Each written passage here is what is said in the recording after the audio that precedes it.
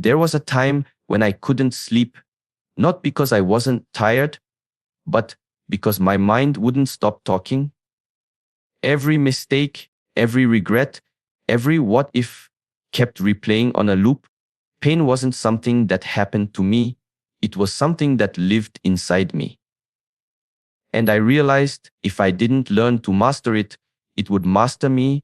There was a phase in my life when I hit rock bottom, mentally, emotionally, spiritually.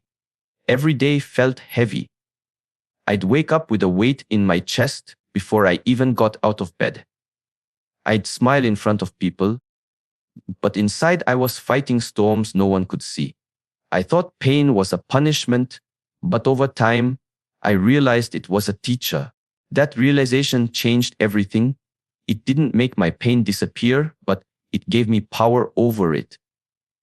And in this video, I want to share how I learned to deal with pain and negative thoughts, not by escaping them, but by transforming them. Nam, Ear 1. I'd og 5GHTMY PAN.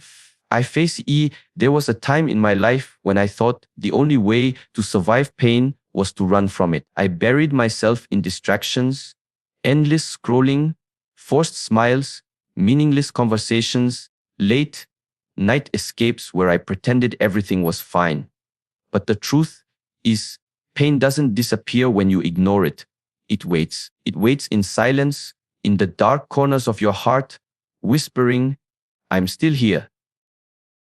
I learned that the hard way. There was a night when everything finally caught up with me. I was sitting alone in my room, lights off, phone on silent, and for the first time, there was no one left to distract me from myself. The noise of the world had stopped, and what remained was the quiet roar of my own thoughts. Every mistake, every heartbreak, every memory I had buried came flooding back. I remember feeling like I couldn't breathe, like the weight of everything I had suppressed was pressing down on my chest. And in that moment, I had a choice: run again or finally face it. I chose to face it. I sat in that darkness for hours, not trying to change how I felt, not trying to escape it. I just let the pain speak.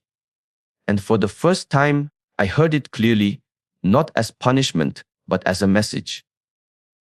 Pain wasn't there to destroy me, it was trying to guide me. It was saying, "Look here, this is where you were hurt, this is what you need to heal."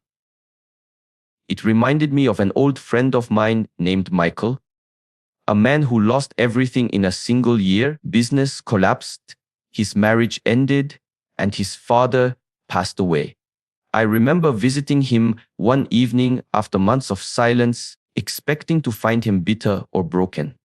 But he surprised me. He told me, "For months I fought it. I pretended to be okay, worked like nothing happened, forced myself to smile. But every night I'd break down inside. Then one morning, I stopped pretending. I sat on the floor, cried like a child, and let it all out. That was the day I stopped fighting my pain. That was the day I started healing." His words stayed with me because they reflected everything I was too afraid to admit. That running from pain only multiplies it. When you resist pain, you give it more power. But when you face it, it begins to dissolve. I began to understand that pain is not a monster in the dark. It's a wounded part of you that's asking to be seen. We're taught to be strong, to move on, to distract ourselves, but real strength is not in avoidance. It's in confrontation. Facing your pain doesn't mean you're weak. It means you're brave enough to meet yourself where it hurts the most. I started journaling everything I had never said out loud, all the anger, the fear, the guilt. Some nights I'd just sit and cry, not because I was broken, but because I was finally releasing what I had carried for too long. And slowly, something beautiful began to happen. The pain started to soften. The memories didn't hurt as much. The guilt started turning into understanding. I realized that pain doesn't need to be fixed, it needs to be felt. One day, while walking by the ocean, I noticed how the waves crash and then retreat again and again. It hit me that emotions work the same way. They come to the surface, crash hard, but if you let them flow, they always recede. The problem is, most of us build walls against those waves, and that's what makes us drown. The moment you stop fighting, start floating. That day, I made peace with my pain. I stopped asking, why me? And started asking, what is this trying to teach me? And that single question changed my life. Pain taught me patience. It taught me empathy. It taught me how to sit in silence and still find peace. Now, whenever I feel pain rising, I don't run anymore. I sit with it. I breathe through it. I listen. Because I know that behind every ache, there's wisdom waiting to be heard. Pain became my greatest teacher. Not because it was pleasant, but because it was honest. It showed me who I really was when everything else was stripped away. And the truth is, once you face your pain, you stop fearing it. You begin to understand that pain is not the enemy of your peace. It's the doorway to it. The moment I stopped fighting my pain was the moment I began to heal. Nam yuam br tut isepi each momem tf arom the stuari.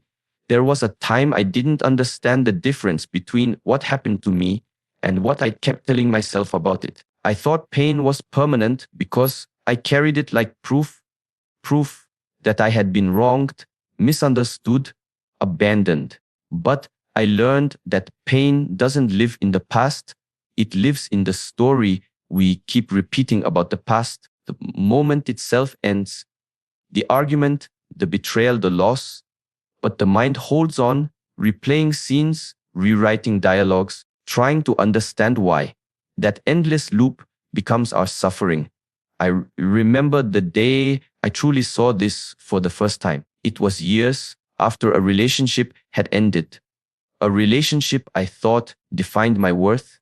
We were young, full of promises, and when it all fell apart, I blamed myself completely. I told myself I wasn't enough, that if I had been stronger, wiser, more patient, things wouldn't have ended. For months, I lived inside that story, rewriting it in my head every night.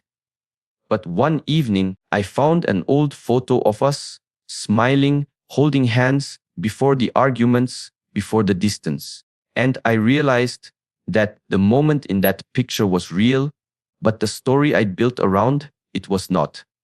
The love was real, the ending was real, but the story that I was unworthy was something I had created. That night, I sat quietly and replayed the breakup, not with emotion, but with awareness. I watched how my mind exaggerated every scene, how it picked certain words and ignored others, how it turned a human experience into a lifelong label. That's when it hit me. The pain wasn't from the moment, it was from my interpretation of it. The moment had ended long ago. The story was what I kept alive. I realized I was suffering not because she left, but because I kept reliving her leaving. The mind does that. It becomes addicted to replaying old wounds because it's trying to make sense of them. But some things are not meant to be understood, only accepted. When I finally accepted that the moment was over, the story started losing its grip on me. It was as if my heart could finally breathe again. I saw the same truth in my friend Sarah's journey. She lost her job during a downsizing, a position she had worked hard for years to earn. For months, she kept saying, "They betrayed me. They threw me away. I gave everything, and this is what I got." I remember sitting with her one afternoon at a cafe. She was angry, tired, and broken. I asked her, "Sarah, what actually happened?" She paused and said, "They told me they had to cut the department and my role was included." Then I asked, "And what's the story you've been telling yourself since that day. She sighed, that I wasn't good enough, that I'm replaceable. I said gently, do you see the difference? The first is the moment. The second is the story. That conversation changed something in her. Months later, told me she had started her own small business. Something she had always dreamed of doing, but never had the courage for. She said, losing that job wasn't betrayal, it was redirection, but I couldn't see it until I stopped living inside the story. That's what we all do. We take a moment, a few seconds in time, and we turn it into a lifelong identity. Someone hurt us once, and now we call ourselves unlovable. We failed once, and now we say, I'm a failure. We were rejected once, and we carry that as proof that we're not enough. But those are stories, not truths. The truth is simple. A moment came, it hurt, passed. The story is what keeps it alive. Real healing begins when you learn to separate the two. When you catch your mind saying, I always be this way, stop and ask, is this fact or is this a story I've built to protect myself from being hurt again? Most times, it's the latter. The mind loves to create continuity. It wants to turn moments into meaning. But sometimes the highest form of wisdom is to let things have no meaning at all. Some people leave. Some doors close. Some dreams collapse. Not because you failed, but because life is rearranging itself in your favor. The pain of the moment is real. You should feel it fully. But once it's felt, let it go. Don't make it your identity.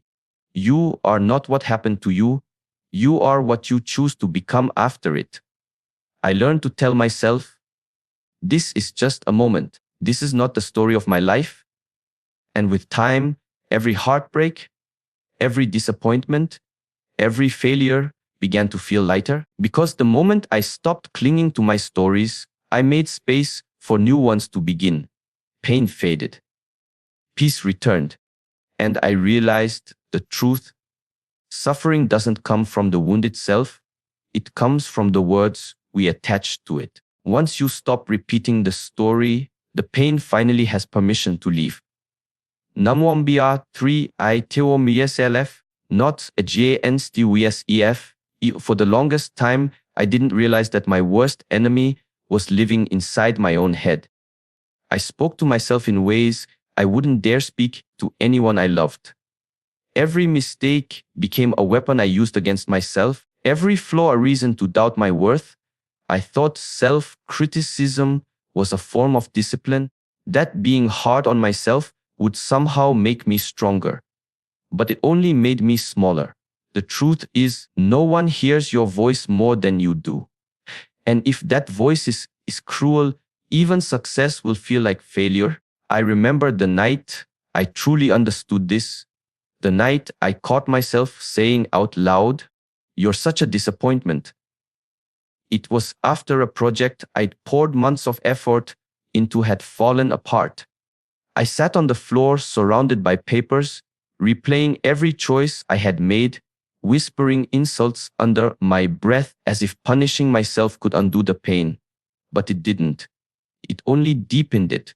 I had mistaken self-awareness for self-abuse. I was trying to grow by breaking myself down, not realizing that growth doesn't come from shame.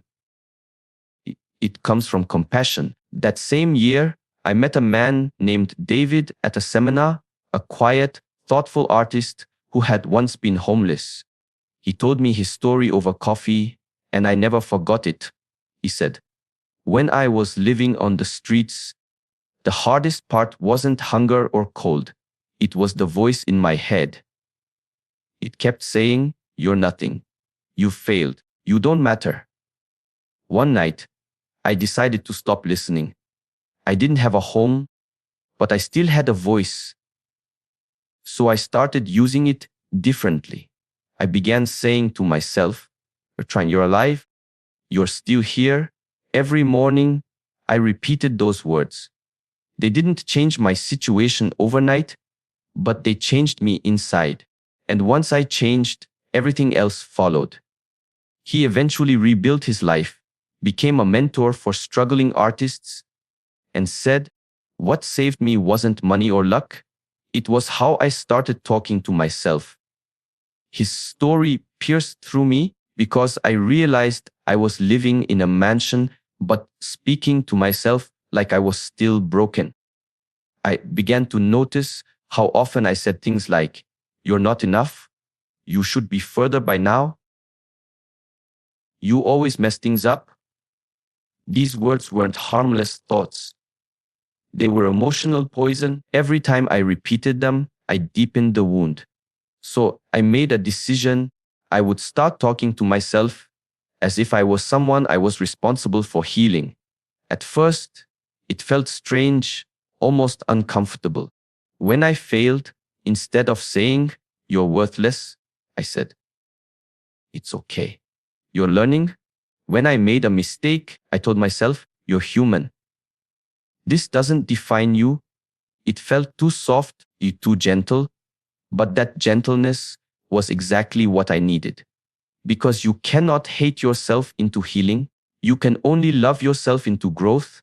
I remember one morning, I stood in front of the mirror and said, "I'm proud of you." It felt fake. My voice shook. But I said it anyway. Every day I repeated it, not because I believed it, but because I wanted to. Slowly, something shifted. My reflection stopped feeling like a stranger. I started noticing small victories instead of failures. Days I got out of bed despite the weight.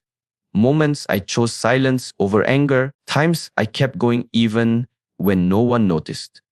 The more I acknowledged these moments, the quieter my inner critic became. I realized that the mind listens to what you feed it. If you keep feeding it doubt, it will serve you fear. But if you feed it kindness, will return strength. Talking to yourself with love is not weakness. It's emotional survival. The world is already loud enough with criticism. The least you can do is not join in against yourself. Every thought you think either builds you or breaks you. When you start talking to yourself like someone worth saving, you begin to rise from places you once thought you'd never escape. I saw this truth come alive when my younger sister went through depression after losing her job. She used to say, "I'm useless." One night, I sat beside her and said, "Talk to yourself like you would talk to me." She hesitated, then whispered, "You're trying, and that's enough for today." That moment was small, but it was a spark, the beginning of her healing. Months later, she found work again, but more importantly, she found peace within herself. She told me, "The moment I stopped being my enemy, I stopped feeling so alone." Now, whenever that harsh inner voice returns, I remind myself, I am not my thoughts. I am the one who chooses which thoughts to believe, and I choose to believe in myself. I talk to myself the way I would talk to someone I love, with patience, understanding, and hope. Because every word we speak to ourselves shapes who we become. And I've learned that the most powerful transformation doesn't start with a new job, a new relationship, or a new life. It starts with a new conversation within. Once I changed how I spoke to myself, everything else in my life began to speak differently to me. New MBR4, ITURMOYPOANENTO There was a point in my life when pain froze me completely. I remember waking up and feeling like I was trapped in quicksand, aware, breathing, but unable to move. The heartbreaks, the failures, the losses, they had built invisible chains around my spirit. I'd spend hours staring at the ceiling, thinking, what's the point? I thought time would heal me, but time does nothing if you do nothing with it. One morning, after another sleepless night of replaying every regret in my head, I caught my own reflection in the mirror and saw someone I barely recognized. Tired eyes, hollow expression, a man waiting for life to change without realizing he was the one who had to move first. That morning, I decided to take a walk, not a grand gesture, just a walk. The sun was rising, the streets were empty, and with every step, something inside me began to loosen. I didn't know it then, but that small act of movement would become the foundation of my healing. I realized that pain, when left still, becomes poison, but when you move through it, it transforms into purpose. It reminded me of a story my mentor once shared with me about a woman named Clara. She had lost her husband unexpectedly in an accident. For months, she refused to leave her house, trapped in silence and sorrow. One day, her neighbor, an elderly man, knocked on her door and asked for help tending his small garden. He told her he was too weak to bend down and water the plants. Out of courtesy, she agreed. That afternoon, as she watered the soil, she noticed how the sun fell on the flowers, how the water shimmered as it touched the leaves. It was the first time she had felt life again in months. So she returned the next day, then the day after that. Eventually, she started growing her own small garden. Years later, she said something that stayed with me forever. The garden didn't heal my grief. It gave my grief somewhere to go. That line hit me like truth itself, because pain that doesn't move multiplies. When you channel it into something, anything, it begins to shift. Movement gives meaning to what once felt meaningless. I learned to apply that to my own life.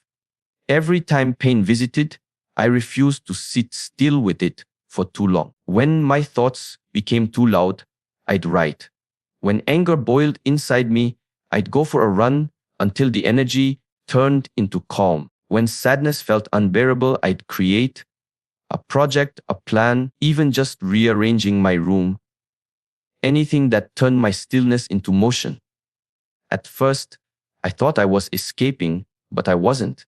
I was expressing. I was giving the pain a direction. Because pain doesn't always need to be solved. Sometimes it just needs to move through you. We wait for motivation to act, but the truth is, movement creates motivation. The first step is always the hardest because it demands faith, the faith that even the smallest motion can lead you out of darkness. There's a quiet power in momentum. Once you take one small action, the next one feels a little easier, and before you realize it, you're no longer just surviving, you're living again. I saw this unfold when my friend Leo lost his mother, sank into depression, isolating himself from everyone. Months passed. Then, one evening, I visited him and found him painting, something he hadn't done since college. He said, "I don't even know why I started. I just needed to do something that made me feel alive." His eyes were tired but calm, and his strokes, uneven and messy, carried more emotion than any words could. That painting became his therapy. Eventually, he began selling his work and mentoring others through art therapy. He told me, "My mom loved colors. When I paint, it feels like I'm still talking to her." That's what movement does. It bridges the gap between pain and purpose. It doesn't erase the wound, but it helps you walk through it. The hardest part of healing is taking that first step. Because pain convinces you that you're not capable of moving. But you are. The moment you move, even slightly, your energy shifts. The universe meets you halfway. Pain doesn't dissolve in silence, it dissolves in action. You might not be able to control what broke you, but you can control what you do with the pieces. Turn them into art, into effort, into growth. The act doesn't have to be grand. Sometimes, just getting out of bed is the victory. Healing is not a straight path, it's a dance between stillness and motion. And every time you choose to move, you reclaim a part of yourself that pain tried to take. Now, whenever I'm hurt, I remind myself, don't sit in the ashes too long, build something from them. Movement has become my medicine. It reminds me that I'm still alive, that no matter how heavy life gets, I can still take one more step. And that's enough, because in the end, healing doesn't come from waiting for the storm to pass. It comes from learning how to walk through the rain, one step at a time, until the sky opens again. Namom BR5, I luamaitimy expiosur itu negotivy. There came a point in my life when I realized that my mind wasn't heavy because of what I was carrying. It was heavy because of what I was constantly absorbing. Negativity is invisible, but it seeps into you quietly through words, through environments, through people who smile with their mouths, but drain your spirit with their energy. For years, I thought I was strong enough to handle anything: toxic relationships, cynical conversations, endless news about chaos, comparison on social media, until one day I woke up and felt completely numb. My peace was gone, and I didn't even know when I had lost it. I remember sitting in traffic that morning, angry for no reason, exhausted before the day had even begun. Then it hit me: nothing terrible had happened to me.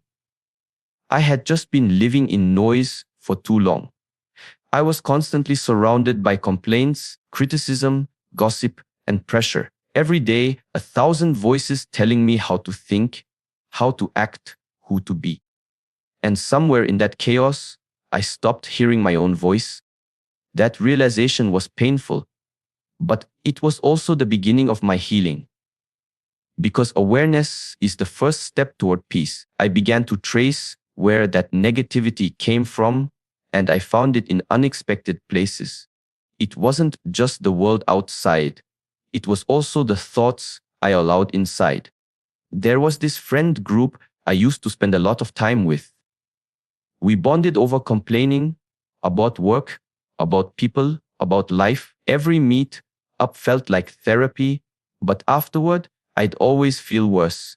It took me a while to understand why. We weren't healing anything, we were rehearsing pain.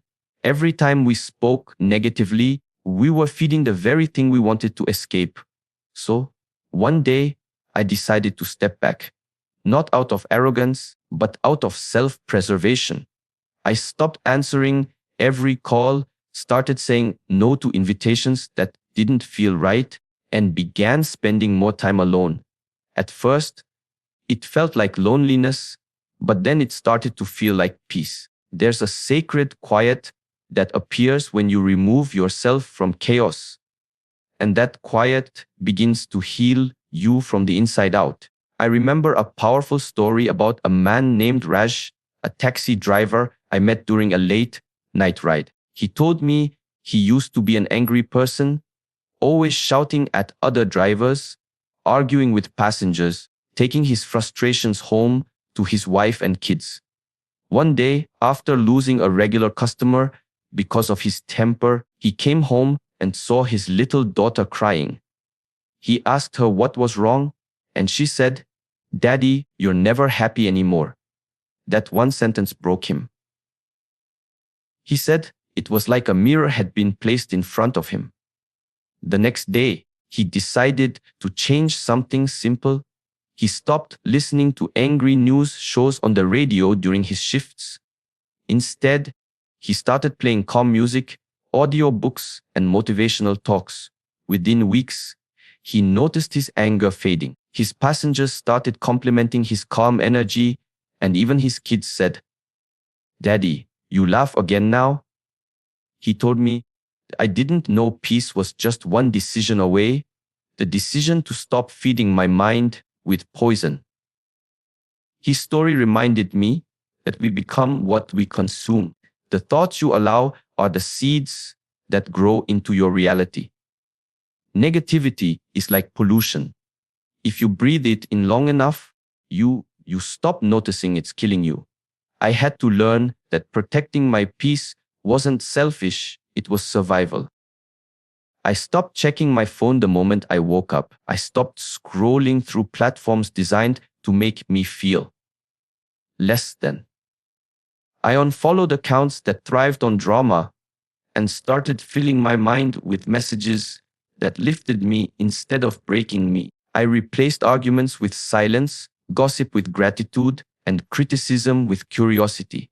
Slowly, the fog in my mind began to clear. It wasn't easy. There were days I missed the comfort of chaos because it felt familiar, but peace demands sacrifice. You can't hold on to both serenity and noise. You have to choose. One of the hardest lessons I learned was that not everyone deserves access to your energy. Some people feed your light, others feed on it. And it's not your job to fix anyone who refuses to grow.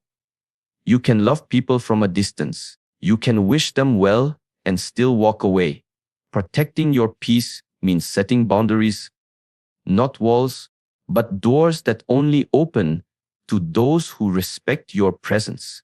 I used to think boundaries would make me lonely, but they did the opposite. They made my space sacred, and within that space, I started to hear the most powerful voice of all, my own. Now, when negativity tries to enter my life, I pause and ask, does this add to my peace or subtract from it? If it subtracts, I let it go. I've learned that peace isn't something you find, it's something you create, moment by moment, by choosing what you allow in your mind and heart.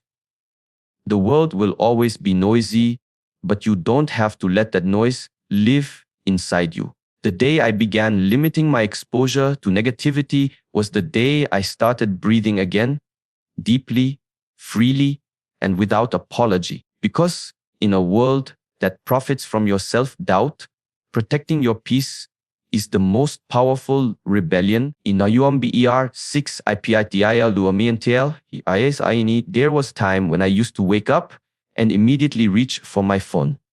Notifications, messages, headlines, all demanding my attention before I even had a chance to breathe. By the time I got out of bed, my mind was already polluted. It's strange how we understand the importance of physical hygiene, brushing our teeth, washing our face, cleaning our homes, but we rarely think about mental hygiene. Yet, the mind collects dirt to worry, comparison, anger, doubt, fear.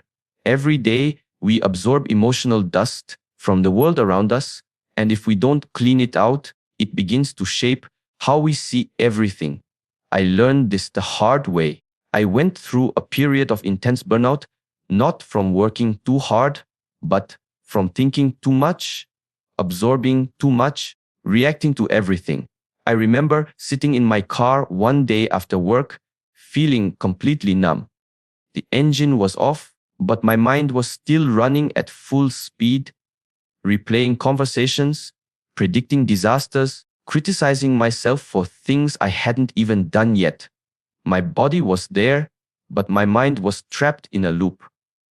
That's when I realized my thoughts had become clutter and I needed to clean house. So I started small. I began each morning with 5 minutes of silence, no phone, no noise, just breathing. At first, it was uncomfortable. My mind resisted it, throwing random thoughts at me like confetti, bills, deadlines, regrets, what ifs. But slowly, I noticed that silence began to soften those thoughts. It was like watching dust settle in sunlight. You can see it, but you don't have to hold it. That practice became my mental shower. And the more I did it, the lighter I felt. Then I added gratitude. Not the kind you post online, but the quiet kind. I'd write 3 things I was thankful for, even on bad days, especially on bad days. Some mornings, the list was simple. I'm breathing. I have a roof. I'm still here. Gratitude became my disinfectant. It removed the stains of negativity that had built up over time. One day, I shared this with an old friend, Mark, who was struggling with anxiety. He told me his mind felt like a room full of noise, thoughts arguing, doubts screaming, fears whispering. He couldn't sleep, couldn't focus, couldn't find peace. I asked him, "Do you clean your mind the way you clean your room?" He laughed, but something in his eyes shifted. I told him to start small, one mental hygiene ritual each morning. He began journaling before sunrise, writing down everything that scared him, everything that hurt. "It's like taking out the trash," he said later. Within weeks, he noticed a change. His anxiety didn't vanish, but it lost its grip. He told me, "I used to think peace meant silence, but it's really about knowing how to quiet the noise inside." That sentence stayed with me because it was true. You can't stop the world from being loud, but you can stop carrying its chaos in your mind. I learned that mental hygiene isn't just about meditation or journaling. It's about being intentional with what you feed your mind. The same way junk food harms the body, junk thoughts harm the soul. I began paying attention to what I consumed, the content I watched, the conversations I entertained, the emotions I absorbed. I unfollowed negativity, muted drama, and surrounded myself with voices that lifted me higher. Each choice became an act of cleansing because the mind is like a garden. If you don't plant flowers, weeds will grow on their own. And every day you neglect it, those weeds get stronger. Practicing mental hygiene means pulling those weeds before they become forests, catching your thoughts before they spiral, forgiving yourself before guilt festers, pausing before reacting, self-respect in motion. I remember once talking to a monk at a retreat who said, "We clean our hands before we eat, but we never clean our minds before we speak." That hit me deeply. How many times do we react with anger because our minds are dirty with resentment? How many dreams do we abandon because our thoughts are cluttered with doubt? Every morning now, before I face the world, I clean my mind through silence, writing, prayer, or simply gratitude. It doesn't take long, but it changes everything, polishing the lens through which you see life. The world hasn't become easier. I've just stopped letting it stick to me. The truth is, peace doesn't come from controlling your circumstances. It comes from cleaning your consciousness. When your mind is clear, even chaos feels manageable. When your thoughts are calm, even storms seem less threatening. Mental hygiene is not a luxury, it's maintenance. It's how you protect your inner world in a society designed to clutter it. Now, whenever I feel overwhelmed, I don't try to escape my thoughts. I cleanse them. I remind myself that peace isn't something you stumble upon by accident. It's something you prepare for daily. Just like a body needs rest and food, the mind needs quiet and care. So every day I start fresh, wiping away yesterday's dust, opening the windows of awareness, and letting new light in. Because if you don't clean your mind, life will start feeling dirty even when nothing is wrong. But when you do, when you make it a daily ritual, you realize that peace was never missing. It was just buried under the noise. Numbi ER7 I remandi mes ELF notici lestis for the VR. There was a time in my life when I believed pain was permanent, that the ache in my chest, the loneliness that followed every night, and the silent battles in my mind were unending. I remember lying awake one night, staring at the ceiling, feeling as though the world had drained of all color. A close friend had betrayed my trust, my career was falling apart, and my confidence, something I once carried like armor, had cracked into pieces. I kept asking myself, will I ever feel normal again? Days blurred into nights, and the weight on my shoulders grew heavier with every sunrise. Then one morning, I sat by the window watching the rain. It wasn't a special day. No revelation, no grand epiphany, just a quiet moment. I watched how the raindrops hit the glass, then rolled down and disappeared. It struck me, in a whisper, like realization, nothing lasts forever. Not the rain, not the pain, not even this feeling. That single thought didn't solve everything instantly, but it became the beginning of my healing. Because when you truly understand impermanence, you stop fighting life and start flowing with it. I began to notice that everything around me was proof of change. The trees outside my home shed their leaves, yet every spring they grew new ones. The sun disappeared every evening, but it always rose again. Even the hardest winters eventually melted into warmth. I realized that my suffering wasn't permanent, it was just a season of my life. And like all seasons, it had a purpose. The pain was pruning me, shaping me, making room for growth I couldn't see yet. But when you're in pain, that truth is hard to hold. I remember a woman I met during a support group session. Her name was Hannah. She had lost her husband in a car accident and said something that stayed with me forever. I thought I died the day he did. But one morning, I heard birds singing outside my window, and for the first time, I listened. It reminded me that even the worst pain eventually softens. That's what impermanence is. Not forgetting what hurt you, but realizing it doesn't get to define you forever. As I embraced this truth, I started looking at every experience differently. When something beautiful happened, I stopped trying to hold on to it. When something painful happened, I stopped trying to run from it. Both were just passing guests. Life is like a train station. People, emotions, and moments come and go. And the mistake we make is trying to build a home on a platform that was never meant to be permanent. I once traveled to the mountains after that difficult phase, needing to be alone with my thoughts. One evening, I watched the sunset bleed across the sky. Those few minutes where the light shifts from gold to crimson to night, I remember thinking, even beauty fades, but that doesn't make it less beautiful. That thought was liberating. It meant I didn't have to cling to good times out of fear or resist bad times out of dread.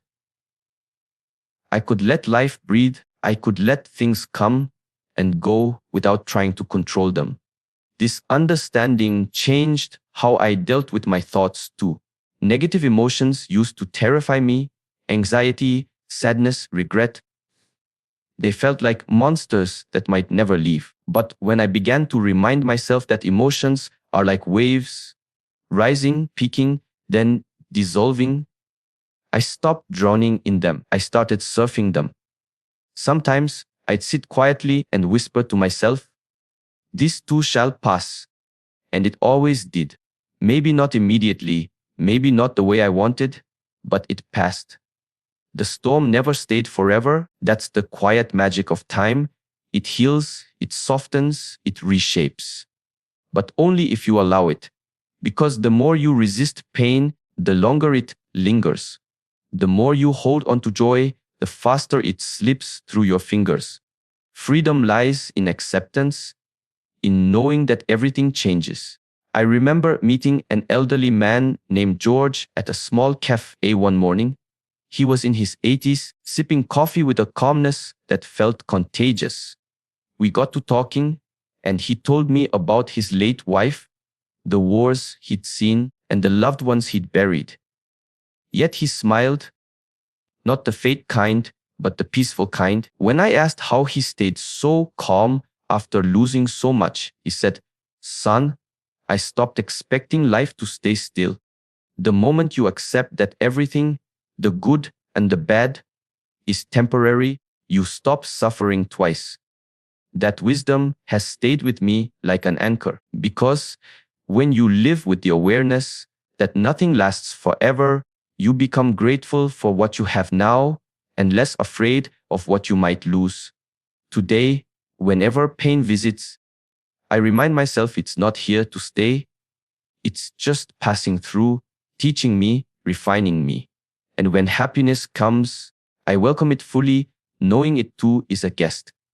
That awareness has made life feel lighter. I no longer chase permanence in a world built on change. Instead, I move with the rhythm of life, mourning when it's time to mourn, celebrating when it's time to celebrate, and letting both moments pass through me like wind through open hands. Because the truth is, no emotion, no failure, no heartbreak, and no joy is forever. Everything, every sunrise, every tear, every heartbeat is temporary. And once you accept that, you stop fearing endings. You begin to see that every ending is simply another beginning wearing a different face. And that realization that nothing lasts forever isn't sad. It's freedom. It's peace. It's the quiet understanding that you can survive anything because time, in its mysterious mercy, carries all things away. At the end of the day, pain and negative thoughts are not enemies to be defeated. They are messengers to be understood. Every struggle, every sleepless night, every silent tear carries a lesson meant to shape you, not break you. You will not always understand why things happen the way they do, but life has a strange wisdom. It teaches you through contrast. You learn peace by walking through chaos. You discover strength by facing weakness. You find light only because you've been in the dark.